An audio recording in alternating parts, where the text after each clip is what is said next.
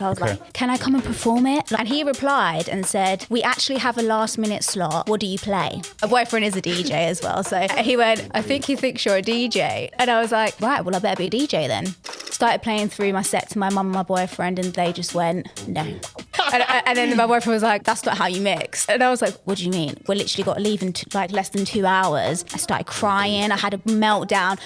I got sacked from my job at the time because, do you know what a franken machine is? Your envelope goes in, puts like an inked stamp on it. And I think I used something like 175 stamps, getting mixes, putting them in an envelope, and then franking them at work, and then fucking sending them out to as many people as I could on Facebook saying, can I send you a mix, please?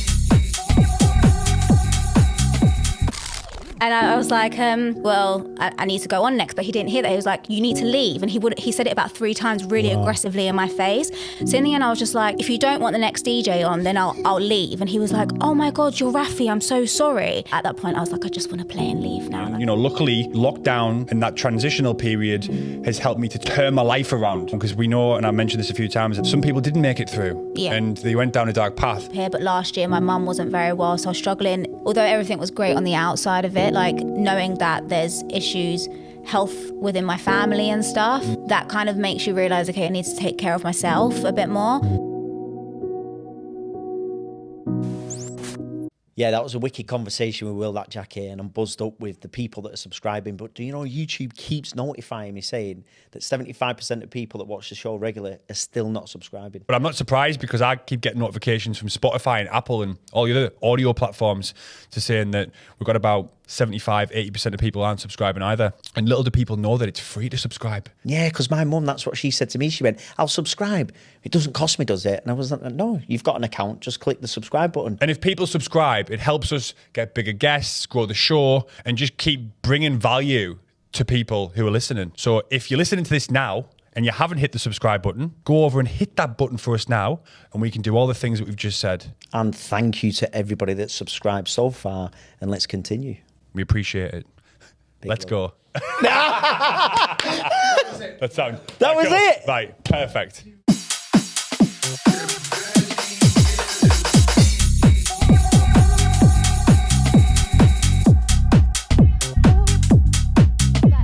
Obviously, went us down, but I feel like, I don't know, Northerners are just so nice. Well, no, you know what? I'm going to stop you there because, you know, there's this like, did we talk about this or was it someone else? People always talk about Northerners being so much more friendly. And I just think that's a load of shit. Yeah. Because, yes, you go up north and you meet friendly people, but I've lived down south for almost a decade now, and fucking hell, that's mental to say that. And I've met so many nice people down here, and I don't agree with that. I think it's a stereotype that's just kind of stuck around. It's like what they say, the grass isn't always greener on the other side, but I guess because we don't know the people up there, we go up there, we only meet nice people. Right? Yeah, and it works both ways, doesn't it? Yeah. Are we rolling, George? Oh, rolling. Straight in. Raphi, welcome. Thank you for having me. You're very welcome. George, that's George. Pete put me onto you, and I'm completely out the loop with music now, right? So. Well, you don't listen to music? I don't listen to music at all. What? No. Doesn't.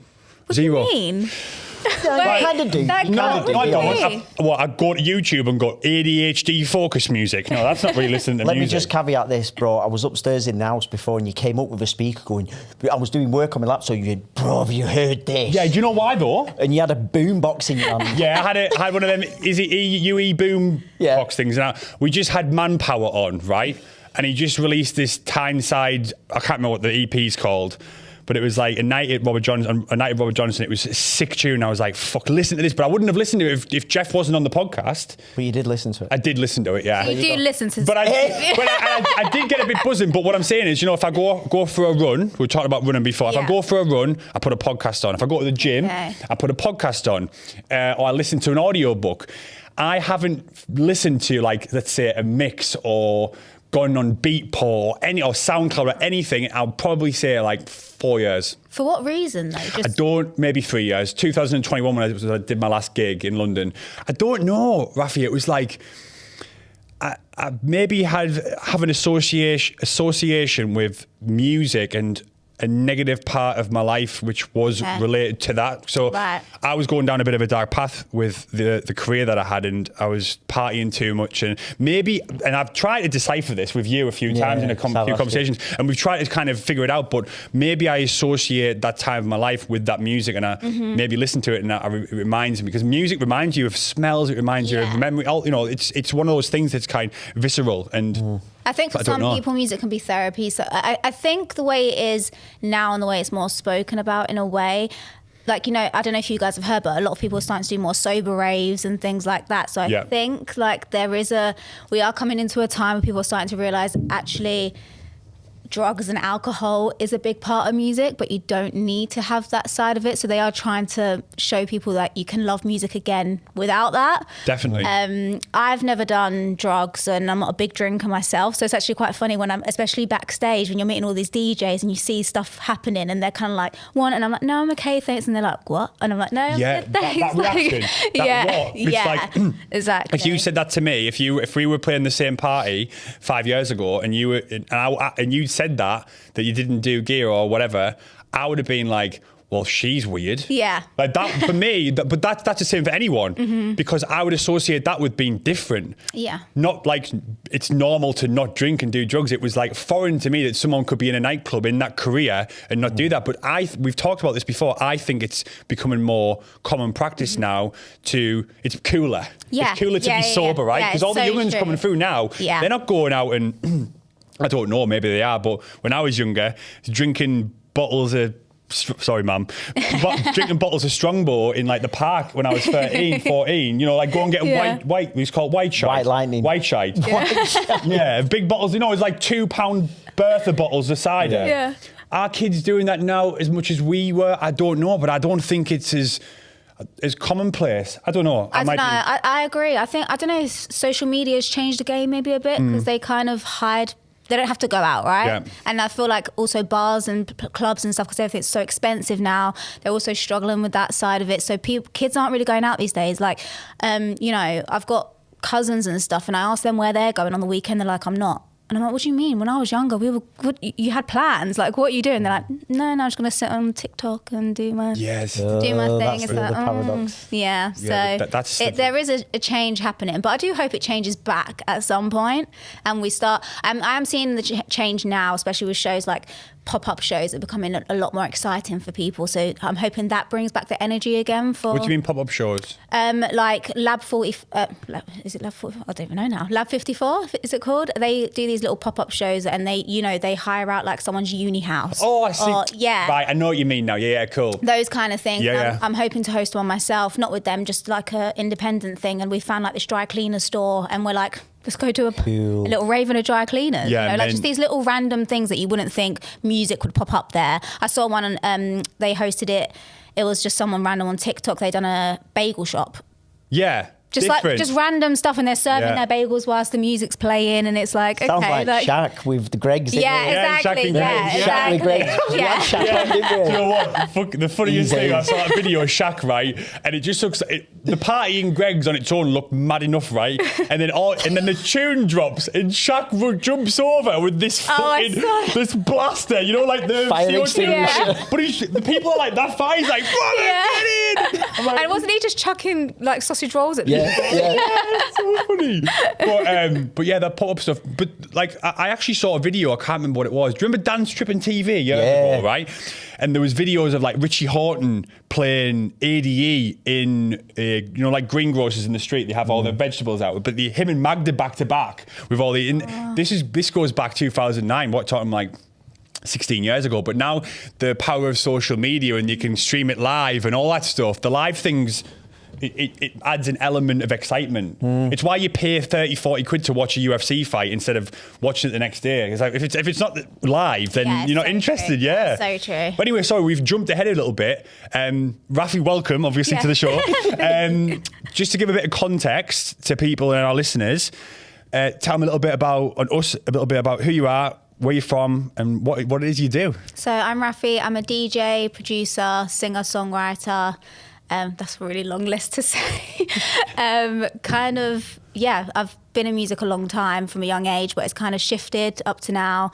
Been a journey, still a journey, and now we're here. Wicked. And music-wise, I know I saw a picture of you and Patrick, who I've known for a long time. Yeah.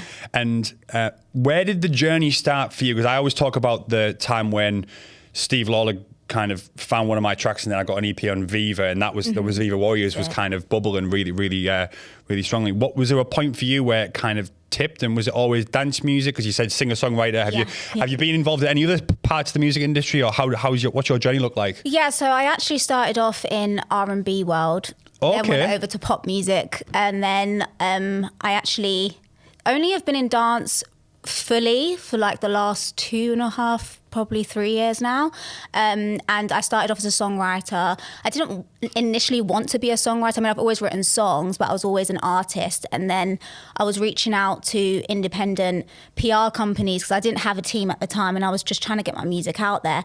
And I just reached out to this company online. They came back to me and was like, we're not a PR company. I don't know how you found us, but we are a publishing company, and we're interested in what you're doing. So are you open for a meeting? And I was thinking, what is publishing? I don't know what it is. And I was just like, I'm young, I'll go have a chat with them. How old were you when that happened then, the publishing? That was, say young, I was 3 years ago, it's not that young, but I feel young inside, okay? So about 3 years ago, and then, they ended up signing me, and just started doing loads of songwriting sessions, and kind of got thrown in the deep end of that side of things, which was quite daunting because I had to learn quite quick on the job. You slowly start to realise the people that have been in the industry a bit longer, they kind of rule but you learn from it. And there are some people you meet along the way that you're kind of like, okay, maybe don't want to work with you again, or don't. And also, not to bring up the woman thing, but I feel like being a woman in some certain rooms in such a male-dominated place, you kind of have to be like a bit more strong-headed and learn to have a bit of a backbone of yourself. Yeah. So it taught me a lot of stuff. And then when was that? Then I started writing dance top lines and vocaling stuff for a lot of DJs behind the scenes. And then I kind of, my big record actually that tipped, like what you said about Tip was my song with Laid Back Luke. And that went #1 in America on dance radio. Yeah. Tell me about it, and obviously he's a legend. And huge. And at the time I was like, I'm not putting my name on this. Really? Yeah. What was that reaction for, do you think? I think just in myself, I kind of just, when I wrote the song at the time, it was at the end of a session. I had to shoot off to a meeting. I just had this idea, and I said to the producer, like, can I just get this down? 5 minutes, let's just record it. Didn't really love my vocal on it. And to be honest, I heard another singer singing it, and I just wrote it as a songwriter. So I kind of sung it with a voice that I had in mind to try and get then a vocalist to come in and sing it. And so it wasn't the usual way I sung and things like that. And then kind of just, my mum said to me, she goes, you wrote this song and you wrote it for a meaning, because there's a long story behind the song, but and she goes, if anybody else sings it, it's not the song anymore. And I was like, when you say it like that. Yeah. So I was like, okay, I'm going to keep my name on it. And then I had a chat with Luke as well. And honestly, he's such a lovely guy that I was just like, do you know what? If I don't do this, I think I'll regret it. So I done it. And then that kind of just opened up a lot more doors for me, got me into more like bigger rooms in the UK. And then I worked with these two amazing people, Stevie Appleton and John Kong. John's part of Left Wing Cody. I don't know if you know those guys. Yeah, I know about really great guys. Top. And we were just messing about in the studio. I think we wrote 3 tracks that day. And one of them ended up being the song with Patrick, Whisper. John just sent it to him. And then also all of our management sent it over to his team. Oh, shit. Well. I just realised. What? Go on. What? Fucking Whisper. Yeah. Is that you? Yeah. Fuck off. Of course, I'm trying. This is the thing. Listen. Have you listened to that one? Yes, you said you haven't heard music. Right, let me tell you something about this track, right? I am talking about these songs, and I'm thinking, does he know them? Yeah, no, now I do. So this is look, you want to be glad that I'm being genuinely honest with you. I'm quite embarrassed about the fact that I'm not really in the music. Go on, listen, right? So you don't listen to music. I don't. But this came out, and of course I now remember your name on the track. But listen, you know, you're in music and you're DJing. You know your tunes. You know who vocal it is or who remixed that. I don't have those USBs anymore. I'm not a record box guy. I haven't even got a record box on my computer. So listen, give me a break. Go on. But that tune, when I started running about 2 years ago, I used to put Whisper on. No, and I knew I was fucking dying. I'm like, I've got to get through this. I put Whisper on repeat. No, you didn't. I would, yeah. Oh, I love and that. yeah, honestly, I love that tune. Oh, that makes me so happy. Yeah, it was really. I never fucking put two and two together until just this second. There you go. It's all happened now. Yeah. Sorry to digress, but I had to get that in. Please. You've literally just made my day with that information. But for someone that doesn't listen to music, if you've listened to Whisper, yes, I have. That is a one win. Of the 3 tunes I've listened to in the last 2 years, so 33% of my music is you. So love that. Here we brilliant. go. I hope I was on your top Spotify. End of What? year rap. You're joking. Right, sorry. Please continue. No, so all good, Whisper. all good. Yeah, so then that kind of just happened through everyone kind of making it happen, I guess. And when I met Patrick for the first time, I asked him, like, we sent you the song and you got back pretty quick. Like, I think it was a week. And he goes, do you know what? I got sent to it from my management, from John, from everyone. And I loved it from the first time I heard it, but he was on tour, so he didn't have time to work on it or do anything. And because he heard it so much from different angles, he was like, I just knew I had to work on it. And he done it. And it is what it is today. And again, do you know what? From that side of it, all these DJs I've met, Layback Luke and Patrick Toppin, I have to honestly owe them for where I am right now, and both of them are such lovely lads. Like, I don't know, you hear these horror stories, don't you, of like people just shrugging you off or not including you in things. And, you know, Patrick really has championed me, especially as a DJ as well, and that transition for me, because it really has been not a struggle, but like trying to get people to take me seriously as a DJ coming from the singer side.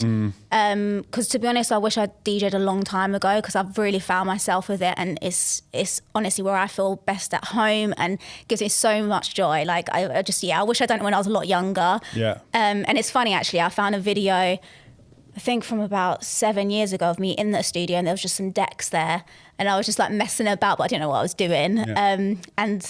And maybe this is how it's meant to happen. You know, they say things happen for a reason, and we're here. So I truly believe that. Yeah. For a reason. Yeah. I mean, 100%. You know very well, but obviously we both know. Who did a lot of work with Layback Luke back in the day, and always speaks highly of him, is Roger Sanchez. Roger Sanchez had a good relationship with him, and we've had quite a few DJs on here that have obviously from that era, Judge Jules, Roger Sanchez, and then we've had newer kind of DJs, and that's why getting you on, Raphi, is good to kind of have this conversation with you. It kind of reminds me of like Kelly's story, because she started as a songwriter, Kelly Allen, and she got into DJing. Yeah, very similar with the top line stuff. How have you handled this whole trajectory? Because it seems to have gone pretty big for you in a very, very short space of time. And a lot of people who listen to this show and who comment and send messages in that we've had on always talk about being a new DJ and trying to get yourself kind of noticed in the scene and to build that. And for you, I can see that you're putting a lot of hard work in, and the opportunities are coming because of the hard work. But how have you handled that transition in a short space of time? How's it been for you? It's been challenging for sure. I think I have been blessed in a lot more ways than others, because I've had amazing mentors like Layback Luke and Patrick, and I think that song with Whisper helped me get on the map a bit.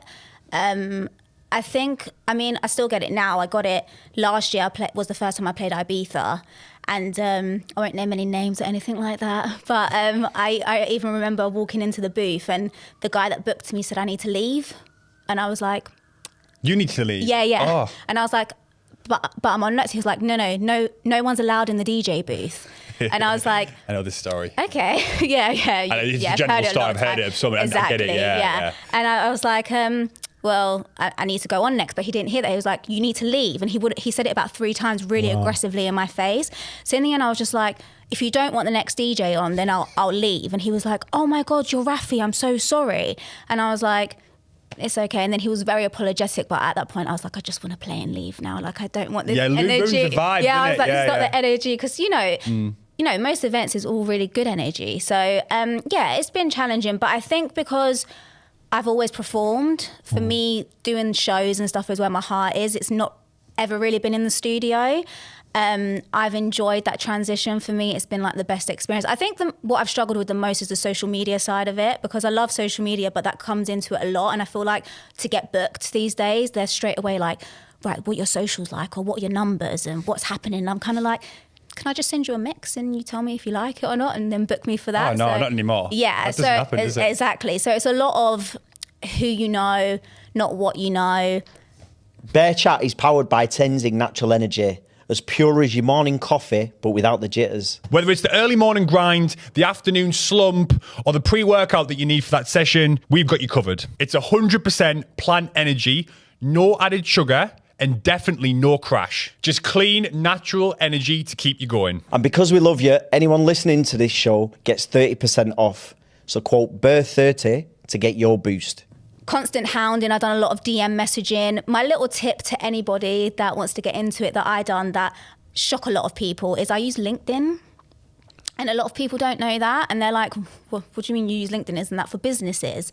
But I use that as a tool to find out contacts. And instead of like DMing people, because I feel like sometimes they can get lost in like the requests box, I'll just, started a LinkedIn account and I messaged them through that. And then I actually messaged this quite a big booking agent. And I said to the guy, like, look, I'm not in a position for you to sign me. I would just like some advice. If you know anybody that could help me or point me in the right direction. And he got back to me within 20 minutes. And even I was shocked, like, well, people do reply. Yeah. I think we have this fear sometimes of, I don't want to ask because it looks a bit beggy. I don't want to put myself out there because, you know, why should I, if I put myself out on social media enough, they should come to me eventually. They can see what I'm doing, but people don't. And I think we need to just say, not be afraid of getting a no. But we all feel rejection. It's human. Exactly. And it's that inner voice in it, like, don't do that. You're not good enough, or like you said, they're not going to reply. Why are they going to reply to you? Yeah. We all have that voice, but then obviously taking that leap of faith. And again, it's networking, Raphi, isn't it? Yeah. Going onto LinkedIn and doing that, it's different.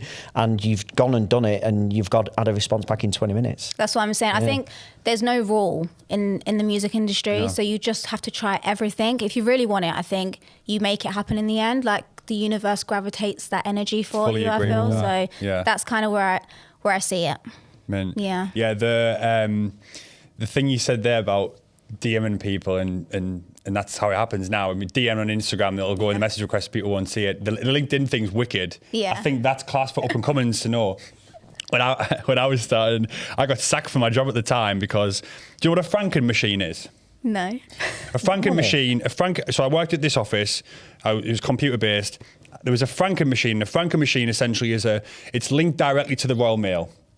And you get if you're doing loads of letters, your envelope goes in and it basically puts like an inked stamp on it, and it logs digitally that you've got a stamp, This right? sounds really bougie.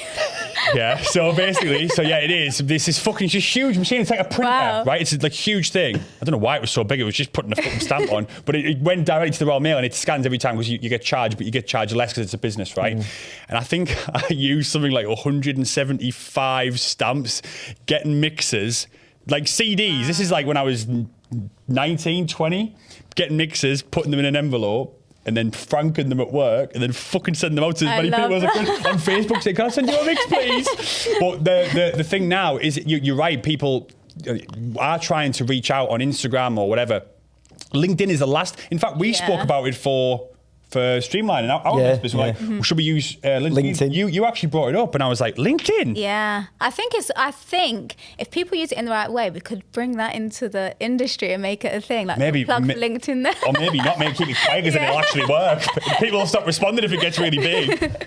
It's that's what it is, because it was Mish who said it to me. Yeah, she said, Mish, everyone thinks LinkedIn's just business, but it's not. It's a networking tool as well. 100%. And then you can see everyone. It says like what they do as a job. Yeah. And then I also used to like find their name on LinkedIn, and then I'll go find their name on Instagram, see if they're like legit linked. Kind of like, it was kind of, you know, like what you would do to stalk your boyfriend. I'll do that in music. Stalk the A&R, stalk the booking agent, stalk it's the clever. venue. It's clever. It's an untapped thing, that, though, for music, for reach out and music. The DJing thing I wanted to ask you quickly. So you've gone the other way to me. I started, my foundations was getting the decks and mixing two tracks together and going from there. And I fucking hated making music, but I did it because I needed to get gigs. And you started, you obviously, it sounds like you started DJing because you obviously, or I might be getting this wrong, but you had the release and then you were like, shit, I'm going to get gigs. Then you learned to DJ. Or did you learn to DJ? Yeah, right, there's actually a story behind it. Please tell me, I'd want to know that. So back again to this LinkedIn thing, it links back to that with the booking agent guy.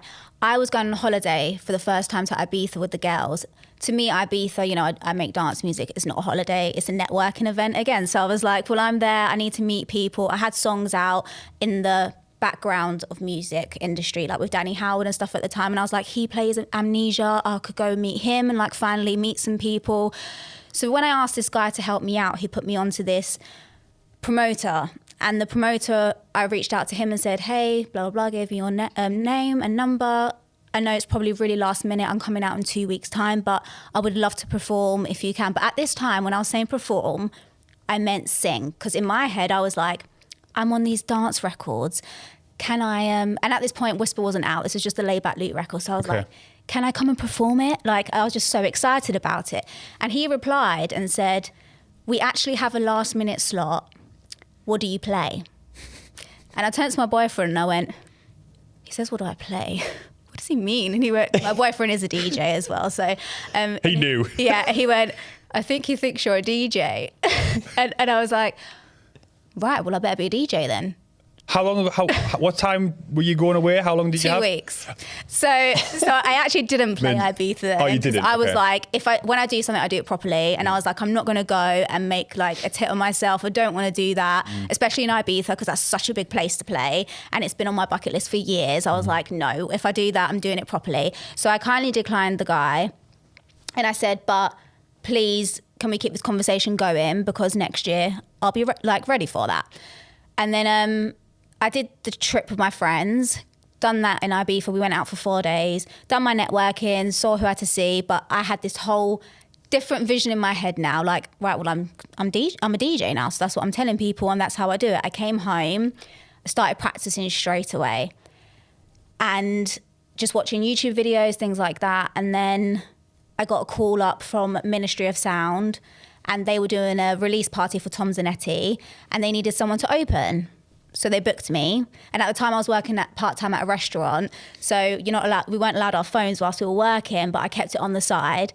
And my manager called me and I was like, I'm taking this. And then my manager at the restaurant job was like, get off your phone. I was like, I need to take this, go away. I was like, I'm taking this phone call. And I just started screaming. I was like, I've been booked for my first DJ gig. It's next week. And I was like, next week. And then it sunk in and I was like, right, I need to really get on this now. Yeah. I remember the day of the show, I thought I had it all planned out and I was like, I know what I'm doing. I've got all my songs. I've been practicing this. And, I think because I come from the musical side, I think mixing, you kind of get it a bit more, like the BPM, the key matching and, all of that kind of stuff. And started playing through my set to my mum and my boyfriend and they just went, no. Did they? They went. Honestly. Yeah, my mum was like, no. and then my boyfriend was like, that's not how you mix. And I was like, what do you mean? We literally got to leave in less than 2 hours. I started crying. I had a meltdown. Honestly, I've never had the biggest breakdown in my life. My mum grabbed me and she shook me and she went, you pull yourself together now. You've chose to do this. You can do anything. Pull yourself together. And I was just like, okay, I've done this. And then we literally, I don't know what we'd done. We'd done the cue points, done all this stuff. I was like, right, I did not stop practicing until we had to leave. Got there. The lady said to me, someone's running late. Can you do it half an hour extra? I went, I've got cue points for that. Yeah. I went, half an hour less? Like as a joke, like just joking about. She went, what? I went, this is my first gig. And she went, you're joking. And I was like, no, it's fine. Because obviously if I don't show I'm confident at that point, they're going to lose interest. So I was like, no, it's fine. I've got it. Like, honestly, if you need me half an hour extra, no problem. I've got it. Yeah, all good. And then I went up and do you know what though? I was so nervous. But the minute I played that first tune and I don't know, the event was great. Like the whole crowd was just with me. I was fine. And it was so great. The person they showed up on time. So I was like, you're here, great, I'm on my last song, quick, come on. Yeah, it couldn't have gone down any better. And I came off stage and people were asking me, I haven't heard of you. Your set was amazing, where have you played? And I was just honest, like that was my first. And everyone was like, what? Like, and just didn't know. And I think what I've realized with DJing is, for me, it is about the technical side of it. Because I think I've wanted to learn my craft. So now I'm obviously a lot more advanced in what I'm doing. But as long as you're showing the crowd you're confident, having a good time, people just want to party, choose good tunes, It's like a tastemaker thing to be a DJ, I think. You could be the most technical DJ in the world, but if you're playing rubbish songs, people aren't going to enjoy your set. Completely. So I feel like I've gone to so many shows of big DJs that I love, and I'm like, that mix was terrible, but no one cares. Yeah. I completely agree. I've been, and I'm not going to mention any names, but I've been to parties where everyone's going mad because it's fill in the blank, right? Yeah. And I'm like, what the fuck was that? That was a clanger. Or that tune also, just tune selection, if it's not good enough, you're like, I'm seeing it differently. Yeah. A lot of people who go, I mean, we talked to Jeff about this, about people going just to see the artist because it's the artist. They don't give a fuck what music's being played. Yeah. They're going because it's a big superstar DJ that they've seen on in big lights. And they're not there for the music, but even with a little bit of understanding, you can hear that tune doesn't got any groove, or that mix was horrendous. And I think it's more common now. Yeah, 100%. Than it used to be. But that story's class. Yeah. Mate, it beats Barry's story, chapter and verse. Oh, yeah. Sure. He's with 2 weeks before he went, I had 2 weeks to get ready for a gig. Raphi's beat him. Yeah. Like, we're going down to London. I love that. And I've still got to learn how to mix. I've got 2 hours. I'd have took the decks with me in the car, going, right, you drive and let me just carry on. If anyone done it in a day, can we find them? Yeah. We're getting there. We'll have to try and find that person. Yeah. That's amazing. You know what? I found mint is that was it your mum and your boyfriend were like, no. Yeah. Like, complete honesty, heart and sleeve. Like, fucking hell, mum, I've got 2 hours, I've got to go. It literally was that as well, because I was so proud of myself. I turned around and I was like, what do you think? And they were like, no. Oh, no. What was their reference point, though? What was your mum's reference point to that? My mum doesn't even know music. She was That's amazing. I think she just looked at my boyfriend and he was just like, no. She was like, no. It's a no. Class.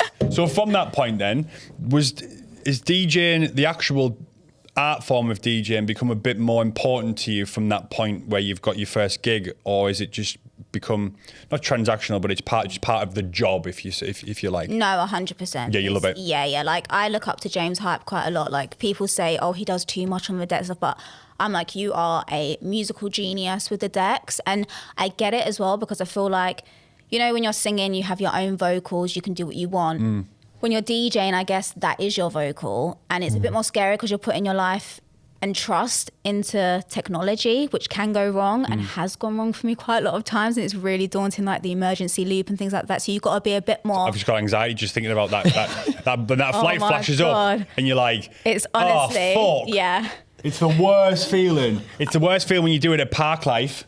I've done that before. Have you? No. Yeah, on Elrow, I did it, no. and I pulled the USB out, and it just emergency looped, and I was like, fuck. That's it, and people don't get it. And as long as you're back, they're like, oh, this is okay, it's looping for a while. What's going on? You play it cool, your arm slips underneath the boom, put another one in. You're like, no one saw that. I'm showing my age now, but I remember parties that I used to go to and there was no emergency loop. That's why Pioneer put it in. They're even worse, where everyone's like, just like oh yeah, just that. They just stop, yeah. I love that. But yeah, so DJing is definitely something that you love doing as well. Oh, yeah. The reason I asked, because we were speaking on the way through here today on the train, and Pete stopped me and went, so wait there, when was the last time you DJed? And I was like, well, I was at my mate's at Christmas, and I maybe put 2 or 3 tracks in, and he was like, so when you were stood there in front of the decks, what did you feel? And I was like, fucking nothing. Oh, really? Yeah, I've lost a lot of love. I've lost the love for it. At one point, I didn't want to do anything but mix for hours. Yeah. I'd be waking up the neighbours. I wouldn't want to get off the decks. I'd be mixing just in my headphones at like 1 a.m. And so it's really nice to hear that, because I feel like so there's a part of me, there's somewhere deep down where there is a little spark, and I have tried, but I don't know. I think there's association with that part of my life where I can't shake it. The reason I ask is because I like hearing nice stories about mixing, because it was a big part of my life from the age of 19 to 31. That's all I did. It was a job, but I think when it became a job, I think it definitely changed a little bit. I was going to say that. I think one thing I always say to myself and to anybody that I ever meet, I'm like, if you don't wake up and love what you do every day, I'm talking office job or whatever, don't do it. Like, people say to me, what do you do every day? And I'm like, because I'm just playing music and I'm making music, but it's not a job. I love it so much that I'm literally doing it from the minute I wake up till I go to bed, it's, you know, Saturday, Sunday, it's Monday, it's every day. So I think when it becomes a job and you feel like it's quite heavy, because a lot of people will say as well, like the travel is quite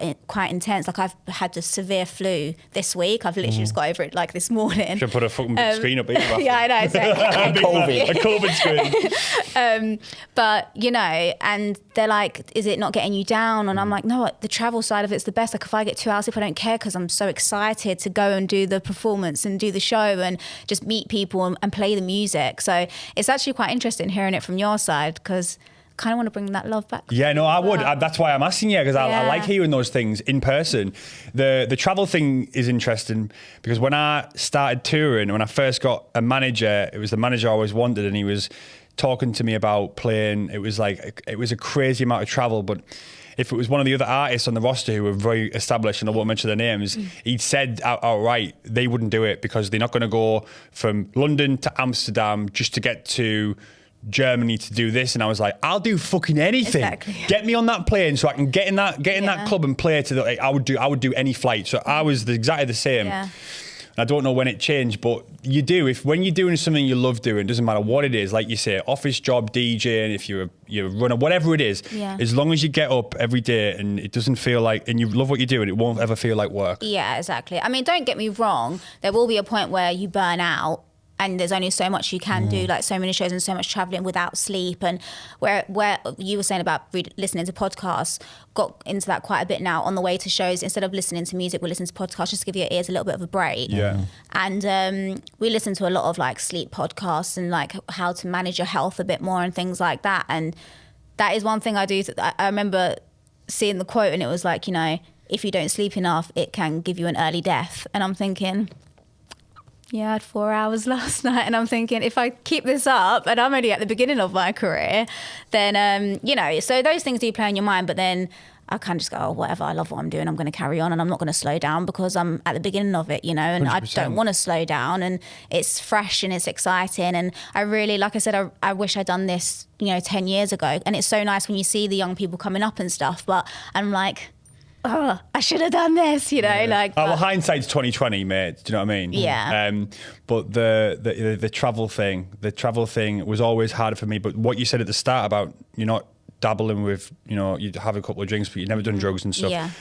That wasn't the case for me, which obviously had an impact. You know, trying to going straight through on a through, because I'd be going to the after party. I would never turn an after party down. Yeah. The guys always know. I don't go. Yeah, well, but then I feel like I'm the worst person. I'm like, people are like, oh, she's boring. She's going home early. And you don't get to see everyone. Like I play and I leave kind of thing. And nothing, it's like, oh. Nothing happens at the after party.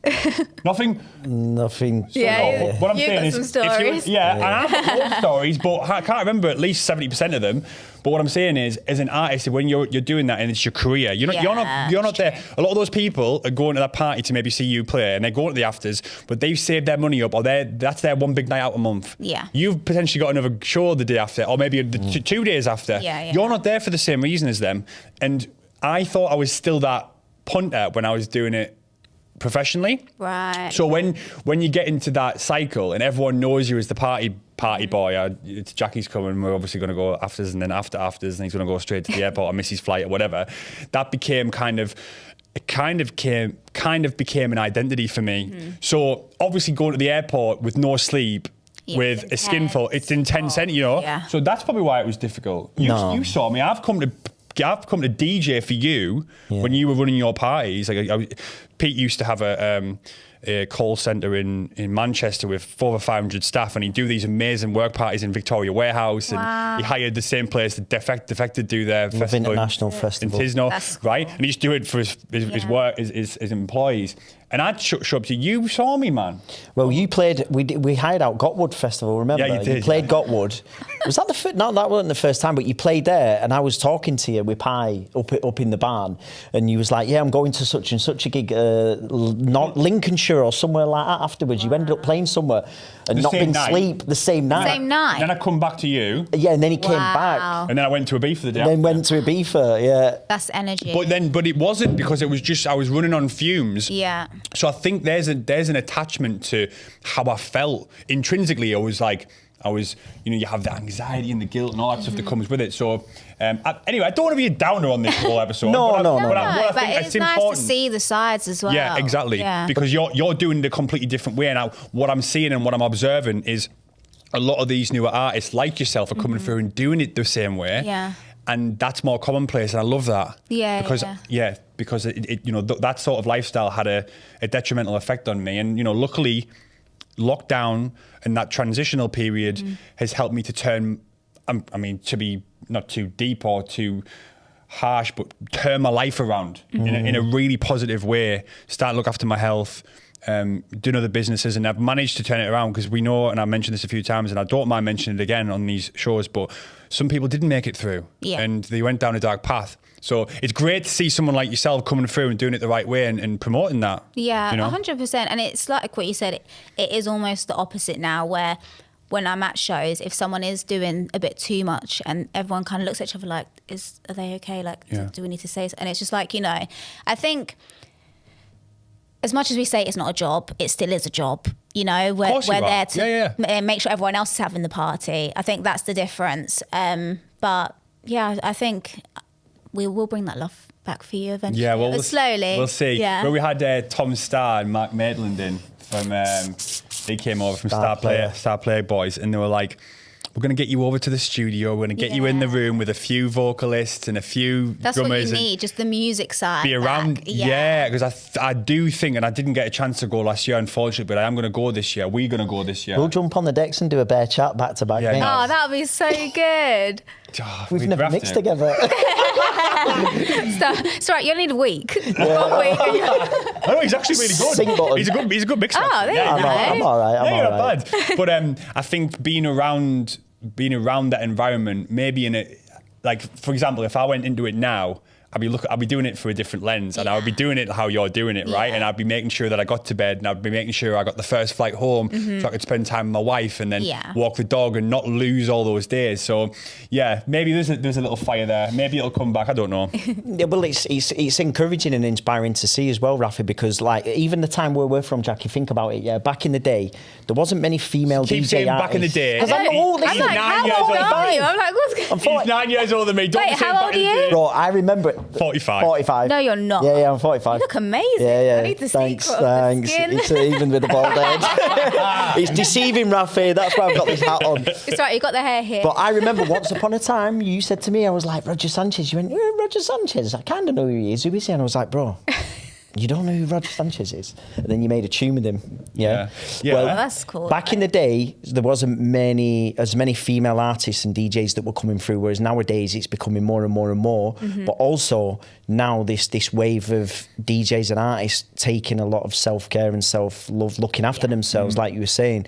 So it's unusual for somebody like you to be straight in as a DJ and in the scene and to not be kind of involved with that activity in the first place in terms of like drinking or doing drugs or whatever. And I'll give reference to Pash, who we had on recently, who used to work for me. He's a DJ. Pash. And he was partying quite a bit when he was first as a DJ, and then he's producing and he's got his own label now, running his own events, and he's doing like a fitness, like Majestic's project 365. Pac's doing something like that where he's investing in his health and his well-being. But obviously, you've been like that from the word go. So what other things do you do to maintain balance with your well-being on top of doing the touring and stuff now? I think... What helps you? Like, I have a lot of allergies and things as well, like food intolerances and stuff. So I think health's always been a big part of my thing. And not to get really deep here, but last year my mum wasn't very well, so I was struggling. Although everything was great on the outside of it, like knowing that there's issues, health within my family and stuff, that kind of makes you realise, okay, I need to take care of myself a bit more. So again, just loads of podcasts and listening to that and understanding a bit more about your body and stuff.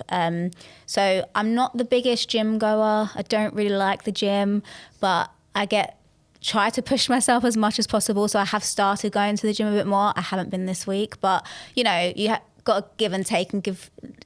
If your body's not feeling it, don't push yourself. But I think going to the gym and strength training is really good for you. So I do that. I love my sleep, so I try to get as much sleep wherever I can. Just eating healthy, I think, as well. Quite big on that now, like getting your, your probiotics, your anything you kind of need. My immune system is still quite weak because of my allergies and things, so I do struggle with that. I do notice even this week where I've had back-to-back shows, I get ill, so I know I need a couple of days to recover. It seems to be a recurring theme at the moment, and I'm not really sure how to deal with that. So I'm still learning on that side of things as well, how to keep myself healthy. But I do think it's a big thing now. And I think because health, I don't know when that change happened, maybe it was COVID, but health seems to be a big thing for a lot of people now. And I keep seeing it pop up a lot. And it just wasn't before, was it? Even when I was younger, it wasn't a thing. We would, even like with sweets and stuff, but now it's like, oh no, don't give your children sweets, give them the fruit or something like that. It's, I'm healthy, but I could be a bit healthier, I guess, in some ways. You're health conscious with having problems if you had them like all your life, I'd imagine. Yeah. So because of that, you've had to be mindful of that, right? I think that's it. Yeah. And if you haven't got that, you haven't got a reason to be thinking about that. If you haven't got any problems and you're really grateful to not have any problems, lucky you have problems, then that's not the forefront of your mind. That's not top of mind, is it? I mean, your diet's probably 100 times better than what it was. Mine was when I was on the road. Which is fantastic. But I think food and sleep for sure. Two more. Like you could actually exercise as long as you get your steps in. I think Well, you get that behind the decks. Yeah. Honestly, I always say like, oh, should we hit the gym? And I'm like, that is my gym. I come out and I'm like, my back, because I move so much when I like, do the shows as well. I can't, obviously some DJs just stand there, that's their thing, cool, but I can't, like the music takes over. I'm like, I have to just go for it. I'm like jumping up and down, all this stuff. I'm like, that is my exercise. That's my health. Waf said that, didn't he? What did Waf do, a 25-hour set? Or 25-hour set, and he did like 40,000 steps or something, didn't he? Yeah. We had a whoop band on it. He said his body battery was like 3% or something. It's just dead. That's insane. Yeah, not slept. That is insane. But food is huge, and when you're traveling, like you are, if you're on the road and you're in airports, airport food is the most difficult to get right. Unless you plan. I can't because of my allergies. Right. I don't have anything I can eat. So actually, that's actually a good thing because you can't eat that shit. Can't eat anything, yeah. But then you are starving. But I have added onto my rider now Huel because they're the only things. So I've got like gluten allergies and dairy allergies. Severe IBS, like all the things you could possibly have. So I always need a toilet nearby. I need like all, the very ladylike things. But Huel is literally my life savior. Really? So that's the one thing that you can imagine having. Bro, this is the new breed. Your rider back in the day. Two bottles of tequila, whatever else. I do have tequila on my rider. Tequila, pineapple juice, and Huel. But I'm sorry, I didn't say that. Don't leave me. I'm going to eat it. I'll be in for ages. That's unbelievable, isn't it? Imagine just walking up and there's loads of like still waters, Huel. Yeah, that's basically my rider. Yeah, mint. That's the new breed, bro. That's the new breed. But I'm laughing. Yeah. I'm not laughing because that's actually mint. Yeah, it's classified. Because I remember just getting bottles of Patron because I wasn't going to drink them. I'd go to a gig and I knew that I'd be going with no friends and I didn't know anyone there. And I'd always have a big rider because when I did go places, like when I was playing Sankey's, I did Jacky and Friends there, I was playing a digital in Newcastle, wherever I knew people, I'd have the booth full because I'd just invite all my mates and put them on list. And I wanted to everyone have a good time because if I was there when I was a punter and one of my mates was playing, there's nothing better than just being in the booth and feeling a part of this thing that everyone, 100%. and you're passing the bottle around, everyone's together. But I'd go up to shows and there'd be 2 bottles of Patron and a bottle of Grey Goose, and I'd have a few shots and I'd put them straight in my bag. And Eleanor had like 2 cupboards at home where it's just full of bottles of Patron. That's when you know that you just have when you have like a party happening, just get it all out. You don't have to worry about it. Yeah, exactly. Give it to people for their Christmas present.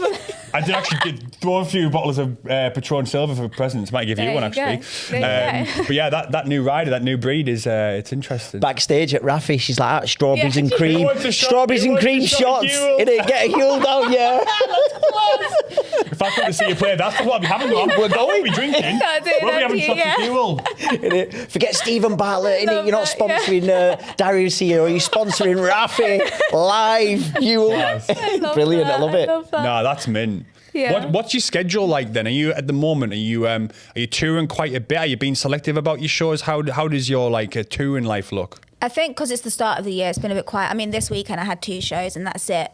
This month's a bit more chill and then it starts picking up. So I had a meeting today and I was like, okay, it's quite intense. So I think the aim this year is to live the tour life. Yeah. Get as many shows as possible. And yeah, I want that. And I feel like I'm in a good place for it right now. You ready for it? Yeah, I'm ready for it. I remember that feeling. I completely relate, Raphi, like looking at your schedule. Like, January's always dead. Look, yeah, exactly. January's that month where I used to go, well, it was dead over here, so I'd always go to Australia. So my manager would put me over there because that's their summer. Exactly. Too hot for a sweaty wreckhead like me because I'd just be melting all the way through. Going to Brisbane, getting off the plane and got beads of sweat coming off my head in 4 seconds.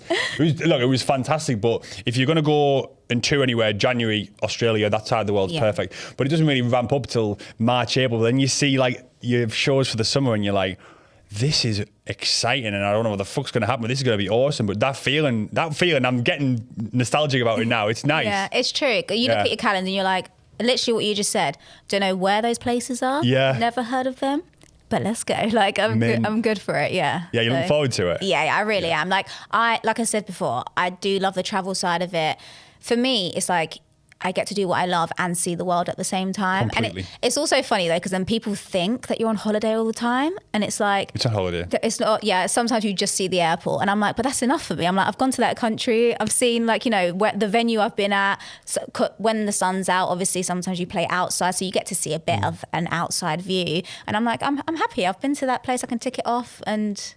I'm there, done. Okay. What was last year like in terms of touring? Were you around like, out and about last summer? Quite a bit, actually. Yeah. Last year was my first like Ibiza experience as well. And where did you play, by the way? Oh God, I played high. Did you? Yeah, the main room. Did you? Yeah. Oh, that was. I have to say that was one of my highlights. Well done, that's awesome. I done Creamfields, which is another big one for me. I feel like last year I ticked off a lot of big ones that I've had on the bucket list for a while, and I feel like I kept saying the same Instagram post. I was just like, speechless. This is the best. But it generally was like each show just got better and better, and I just didn't know how to handle that. I was kind of like, okay, and then I kind of sat back and went, am I good enough for this? At some point I looked at myself in the mirror, but like, am I doing good? Is this good? Even though it looks good and people are loving it, I kind of just had an insecure moment, and I've never had that before either.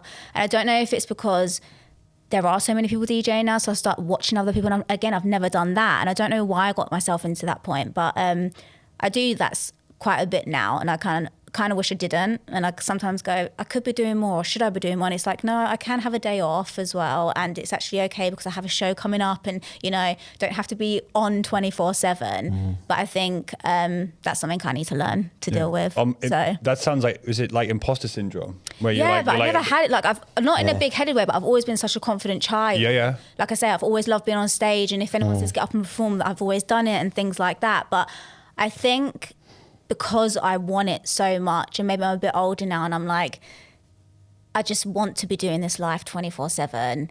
I think just like that, you can lose it these days as well, because it's so easy. I just think everything's quite accessible these days, and with social media and stuff, that in my head I'm like, oh, if I'm not posting that TikTok 5 times a day, then I'm going to get left behind. But it's not, and I think we need to just relax a bit and stop thinking it's like that. Yeah, it sounds like when we had Goddard on as well, innit, Jackie? Because Raphi were touching over it before, and that's why we wanted to speak to you as well and get you on, because your experience and your career and how it's growing, which it is, and obviously with the collaborations that you're doing with people like Layback, Luke, Leftwind and Corda, speaks volumes, and being involved with Patrick and that now is that balance. And Goddard, he mentioned the same thing. He said, my team were just constantly talking about how many likes, how many followers, and he literally stopped and just said, look, I'm not doing this for social media. I'm doing this because I love the music and all the rest of it. And you seem very grounded, and you seem very aware of that. And it's good that you're talking about that, because other artists and other people that we've had on in the same industry have had the same experience, where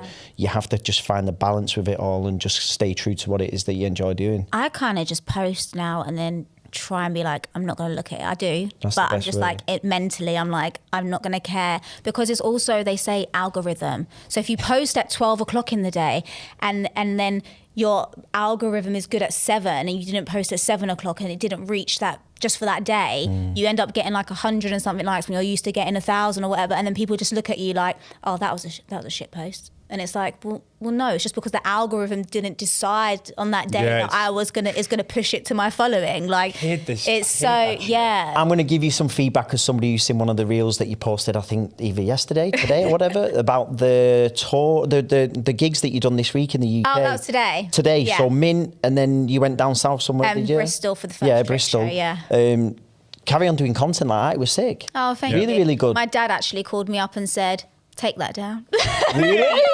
Well, you remember when everybody said, oh, your set's not that great, and then you smashed it when you played. Yeah. No, he did. He was like, you sound really bored when you're talking in that. And I was like, firstly, I was ill. And secondly, I was trying to do a vlog style voice. Like, I was trying to be sensual. Keep it going. Like, it was real stuff. Like, obviously getting ready for the gig and not keeping all the polished stuff going, just keeping it real and keeping it raw. I think that's really good, I'll take bit of that. feedback. I think I'd say I want to be more real this year. Authenticity, it shines through. Definitely. Yeah, we've talked about Fish 56 Octagon loads. He's just been himself, and I mention it all the time because I love watching his videos. And that, I listen to music because I listen to him, and he puts tunes on all the time. So I changed that. You've not seen I'm him? starting to think you're listening to music quite a bit. Actually, I am. What am I about? I'm full of shit. He plays it down. He says that's social media. That's not music. I'm not listening to. Fair. But no, the social media thing you just mentioned there. You mentioned two numbers, 100 and 1,000, right? Yeah.